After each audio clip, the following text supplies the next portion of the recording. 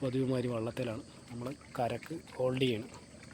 ഇവിടെ കിടക്കുന്നതിൻ്റെ കാര്യം എന്ന് പറഞ്ഞാൽ കായലിന് ഇളക്കമുണ്ട്, വെള്ളത്തിന് ചെറിയ ഇളക്കമുള്ളൂ ഇവിടെ. പക്ഷേ നടുക്കോട്ട് മാറുമ്പോൾ ഇതിൻ്റെ 10 ഇരട്ടി ഇളക്കം ഉണ്ടാവും. അപ്പോൾ വള്ളം മറിയും, വെള്ളം എടുത്ത് മറിക്കും. അത് കാരണമാണ് നമ്മൾ പോകാത്തത്. ഇവിടെ കക്ക തൊഴിലാളികളെയൊക്കെ കാണാം. നേരം നമ്മൾ വെളുത്ത് വരുന്ന സമയമായിട്ടുള്ളൂ, അപ്പോൾ അധികമായിട്ടില്ല. ഇപ്പോൾ സമയം 7 മണിയോടെ എടുക്കുന്നേ ഉള്ളൂ.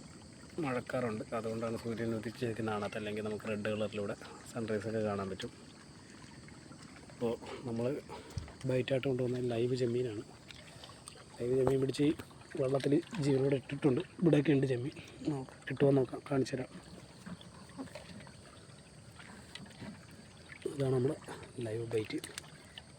ഇതാണ് നമ്മൾ ഇടാൻ ഉദ്ദേശിക്കുന്ന ചെമ്മീൻ. ചാടിപ്പോയി.